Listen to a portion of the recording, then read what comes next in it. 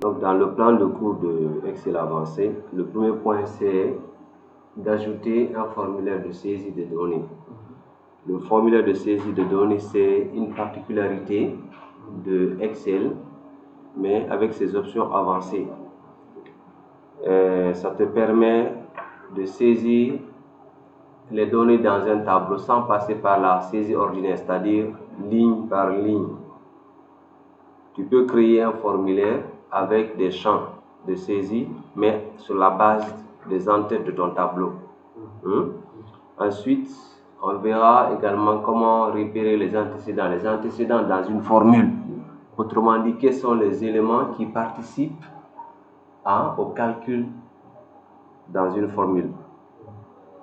Quand tu prends une cellule, quand je lance par exemple Excel, tu as une colonne où on te demande de calculer le montant de vente. Dans le montant de vente, tu as la quantité, tu as le prix unitaire. Donc la quantité multipliée par le prix unitaire, c'est ça qui correspond au montant. Donc si on te demande de trouver les antécédents de la formule qui a permis de calculer le montant, c'est quoi? C'est la cellule contenant la quantité et celle contenant le prix qui constituent les antécédents de la formule. Maintenant, les dépendants, c'est les cellules. Par exemple, on demande de calculer le total. On fait le tableau. On va créer par exemple un nouveau classeur pour comprendre ce que je suis en train de dire. Par exemple, tu peux créer ici quantité, à titre d'exemple. Tu mets prix, puis tu dis montant. Maintenant, tu donnes par exemple quantité 22, prix, par exemple, tu mets 5000. Et puis tu calcules, tu dis égal à quoi? C'est D3 fois E3. D'accord? Après tu tapes Enter, ça te donne le montant là. Donc tu peux par exemple reproduire ça. Et puis tu reproduis la formule. Tu peux changer par exemple ici les quantités et les prix. Change les quantités et les prix. Maintenant, quand je dis de calculer le total, je peux dire que c'est la somme, d'accord, de ceci.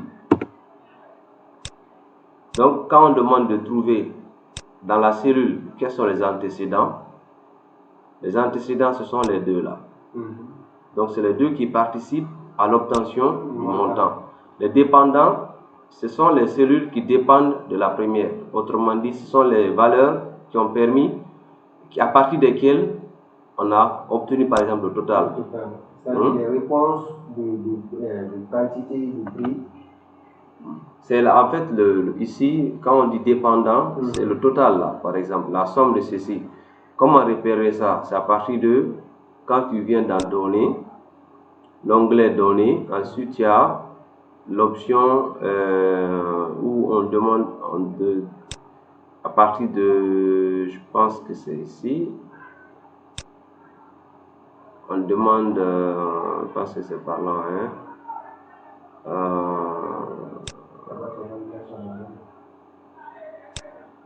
je vais retirer ça rapidement. Parce que là, ils ont regroupé avec les options là, par exemple, c'est regroupé. On spécifie les. C'est pas dans formule. Voilà, c'est dans formule. Voilà. Donc, quand tu viens, on dit repérer les antécédents. Tu vas voir, il va indiquer les flèches. Ça, c'est les antécédents, ce sont les deux là. Si on dit repérer les dépendants c'est l'ensemble là. Donc, quand tu te places dans la cellule, par exemple, là où on a calculé le premier montant, on te demande de repérer les antécédents. L'antécédent, quelles sont les cellules qui ont participé au calcul du montant? C'est la quantité, c'est D3 et E3 qui constituent les antécédents. Voilà. Maintenant, les dépendants, quelles sont les cellules dans lesquelles on a utilisé la cellule F2? Qu'est-ce que ça veut dire? Quand tu places le curseur ici au niveau de montant, tu vas trouver que dans la formule, il y a F3 et jusqu'à F6. F6, mais F3 fait partie. La ligne de F3 jusqu'à F6. F6 représente représente somme quoi? totale. La somme totale. Cette somme totale représente le dépendant de la formule contenue dans F3. D'accord? Voilà. Donc, les dépendants, ce sont les cellules à partir desquelles on a obtenu le résultat. C'est comme si on est en train d'indiquer le schéma à quelqu'un. Maintenant, le chemin du point A jusqu'au point B. Maintenant, le trajet maintenant suivi. Maintenant, c'est ça la flèche qui nous indique comme ça. Bien sûr. Maintenant, au niveau du montant aussi, le trajet suivi aussi pour le montant, jusqu'à ce qu'on arrive à trouver la somme totale ici. C'est ça la flèche aussi indique. Bien sûr. Qu'est-ce qu'il faut que tu comprennes de plus pour être plus clair? Quand on te demande d'indiquer, par exemple, dans la formule F, dans la cellule F3, il y a quoi? On a trouvé le montant, quantité fois prix unitaire. Donc, quantité fois prix unitaire, c'est ce qui donne le résultat 110 000. Donc, pour obtenir 110 000, on a besoin d'avoir quoi? La quantité et le prix unitaire. Donc, ça, c'est un antécédent. Pour obtenir le montant total, tu as besoin de connaître quoi? Le montant de chaque article. Chaque ligne, tu dois connaître le montant de chaque article. C'est ce qui te permet d'obtenir le montant total. Donc, pour calculer le montant total, il faut impérativement connaître le montant de chaque article. Donc, ça représente, le montant total représente un dépendant pour la cellule F3. Est-ce que c'est compris? Voilà. Antécédents, c'est sans lesquels on ne peut pas obtenir le résultat. L'antécédent, c'est l'ensemble des cellules qui donnent maintenant le résultat, voilà le montant. Maintenant, dépendance, c'est l'ensemble des résultats de ces différents produits qui donnent maintenant le montant total. C'est ça qu'on appelle dépendant. Autrement dit, c'est le montant total qui représente le dépendant. Par rapport, c'est-à-dire le montant total dépend de quoi? Dépend du montant de chaque article.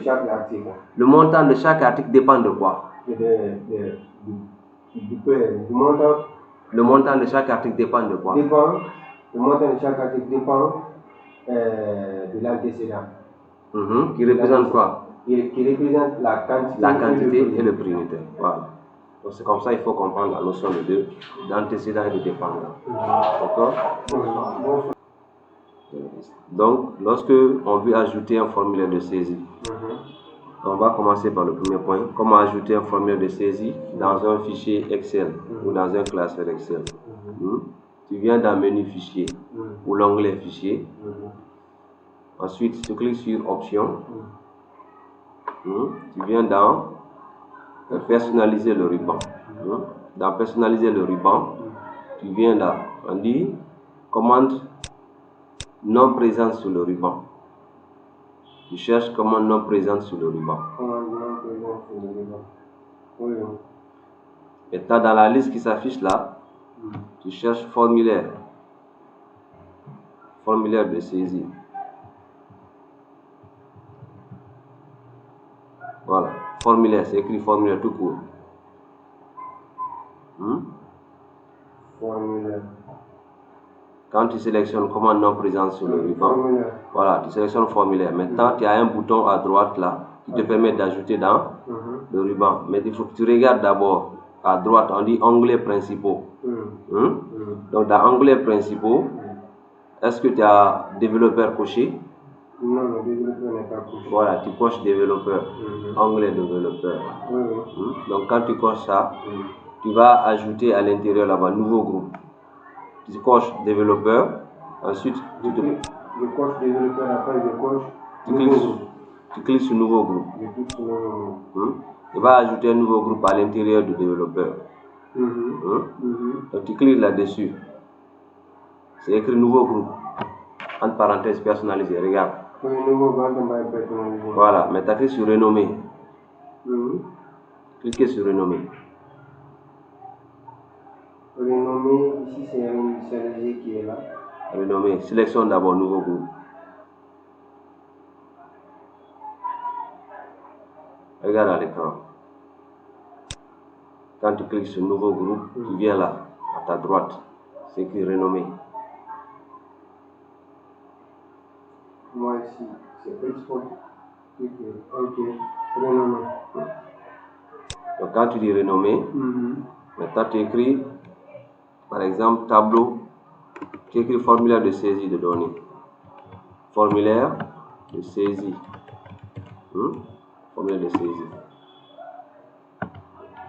Écris tout simplement formulaire de saisie. Formulaire de saisie. Maintenant, tu peux associer une icône à ce groupe-là. On va chercher une icône qui ressemble au tableau. Tu peux prendre par exemple lui là, l'icône là. Voilà l'icône là. Cherche l'icône là dans la liste. Tu cliques sur OK. C'est bon? Voilà. Maintenant, tu cliques sur Ajouter. Regarde, Ajouter. Tu cliques sur Ajouter. On a déjà sélectionné le formulaire. Voilà, tu cliques sur Ajouter. Tu vas l'ajouter dans le nouveau groupe. Oui, c'est déjà ajouté. Tu as formulaire de saisie, ensuite l'ajouter en bas, formulaire. Voilà, maintenant tu cliques sur OK. Donc quand tu vas regarder au niveau des onglets du classeur, tu auras un onglet qui va créer, qui s'appelle développeur. À l'intérieur de ça, tu as un groupe qui s'appelle formulaire de saisie. Et puis tu as formulaire. Maintenant, on va faire les en-têtes à partir desquelles le formulaire va être créé. On va partir de notre exemple là. On dit consolidation de données, état de salaire. Donc, les en-têtes, c'est quoi? C'est le nom, le prénom, contact, salaire de base. Voilà, prime. Après, dans prime, on a transport chef. Donc, on va faire un tableau de cette manière-là. Donc, on va mettre, tu places le curseur dans la cellule A5. Tu écris nom, prénom. Après prénom, on a contact, salaire de base. Tu écris en abrégé salle base. Salle base.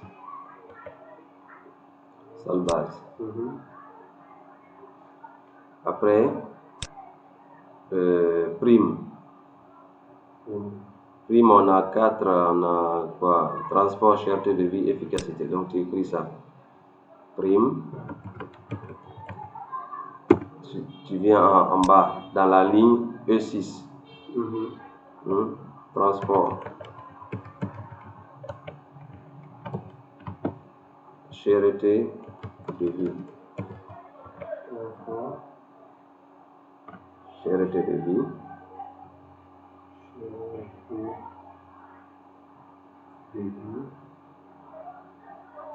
On a efficacité. Efficacité. Efficacité.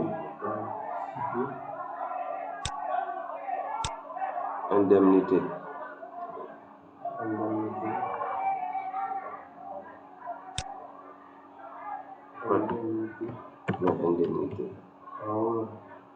Sur la même ligne que prime. Indemnité. Après, toujours sur la même ligne qu'indemnité, tu mets salle brute. Salle brute. Mais salle brute.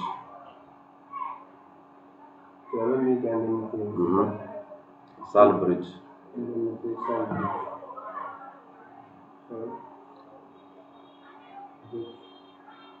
Ensuite, CNSS. CNSS. Sur la même ligne que salaire brut. Maintenant, tu décales un peu vers le bas.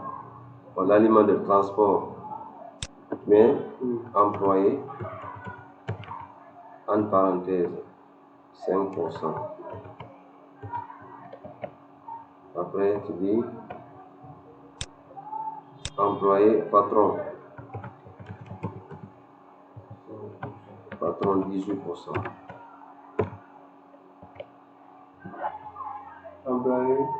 Employé 5%, patron 18%.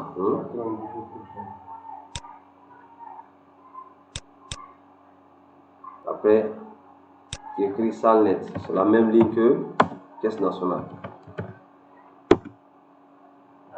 Salle nette. C'est 18, c'est pas 98. 18%, patron 18%. Patron, voilà, patron 18%. Donc après avoir réalisé le tableau, tu sélectionnes, tu cliques dans le tableau. Il y a maintenant sur formulaire. Quand tu cliques sur formulaire, il va t'envoyer la boîte de dialogue, tu fais sur OK. Là, il va te créer un formulaire de saisie avec les champs de l'entête du tableau. Donc on va faire les saisies. On va prendre le tableau qu'on a ici. Par exemple, le premier c'est Diallo Abdoulaye Chérif. Salaire de base 1 million par exemple. On va prendre celui-ci. Le Diallo Abdoulaye. Tu utilises la tabulation pour te déplacer. Voilà. 666 12 33 90. Salaire de base 1 million. Prime, tu mets 100 000. Indemnité 55 000. 55 000. Dans le salaire brut là, ça c'est à calculer. Après tu cliques sur nouvelle.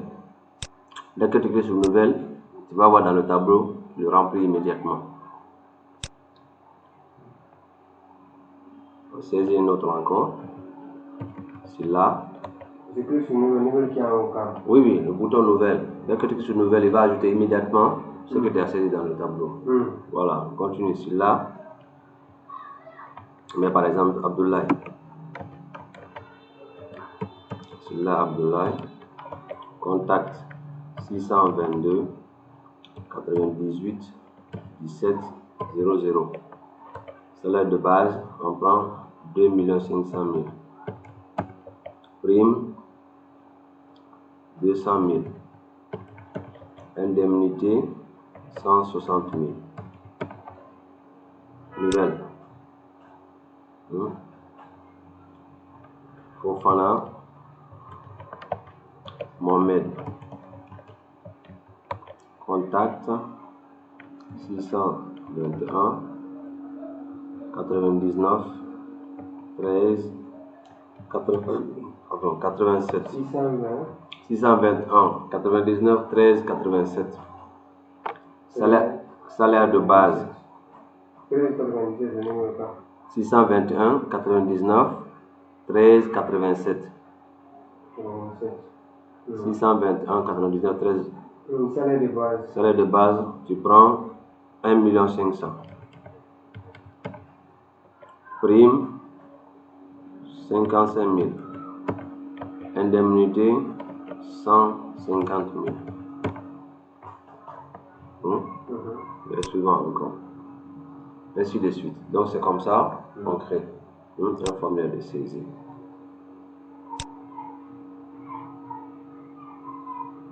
Voilà. Donc à partir de cette information, de ce tableau, donc on a vu comment ajouter un formulaire de saisie à travers l'onglet outils, fichier, options. On est allé où? Dans personnaliser le ruban. Et puis commande non présente. On a fait quoi? On a cherché formulaire. Après avoir cherché formulaire, on a ajouté quoi?